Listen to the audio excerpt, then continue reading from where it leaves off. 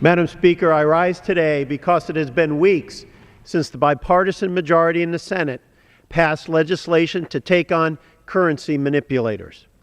Weeks have passed, and House leadership has refused to allow a standalone up or down vote on currency manipulation legislation right here in the House of Representatives. Legislators from both sides of the aisle talk about the importance of creating jobs every day. Why wouldn't we take this opportunity to work together to not only create jobs, but to also protect the good-paying jobs we already have here in America? Recently, the Peterson Institute for International Economics concluded that China's currency is undervalued by 24% against the dollar. That means that America's manufacturers are competing with Chinese manufacturers who are enjoying a permanent 24% off sale. Isn't it time to do something about these problems damaging the U.S. economy and stand up for American manufacturers? When countries are allowed to keep the values of their currencies artificially low, and in turn, the price of their exports into the United States, American companies face an unfair disadvantage.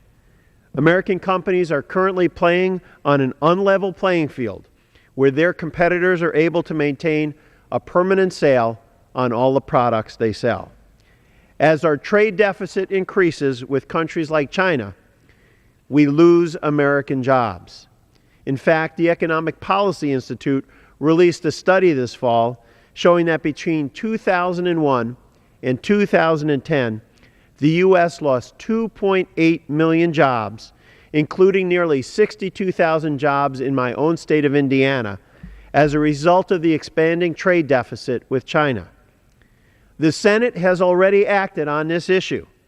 They have passed the Currency Exchange Rate Oversight Reform Act in October. Passage of this bill assures that correcting unfair trade practices is not a Democrat or a Republican issue. It's an American priority. 16 Republican senators joined 47 Democrat senators in voting for this bill to counter the currency manipulation that is damaging our economic recovery. In a time of too much partisan bickering, we need to take the opportunity to work together and stand up for American businesses and American workers. That's what we were sent here to do. In addition to the Senate-passed bill, we have a piece of legislation right here in the House. With 225 co-sponsors, that's more than a majority, both Republicans and Democrats, that's waiting for a vote. The Currency Reform and Fair Trade Act would allow the Department of Commerce to counter imports made cheaper by currency manipulation with a corresponding tariff. A nearly identical bill passed the House last year with 348 votes. The support is here. We just need to take this vote. When I travel around north central Indiana, I often hear from small businesses and manufacturers on this issue.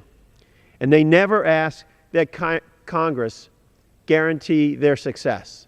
They simply ask for a level playing field and to have the rules the same for everybody. All they want is a fair fight. And so today, I echo my request from 2 months ago to the House leadership. It is time.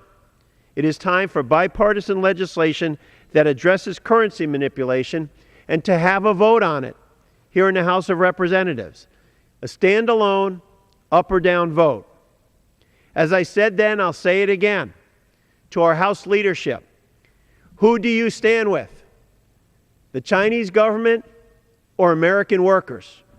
It is time to stand up for our country and for all of the people who work in our country and for all of our citizens. Let's have a vote. I yield back, Madam Speaker.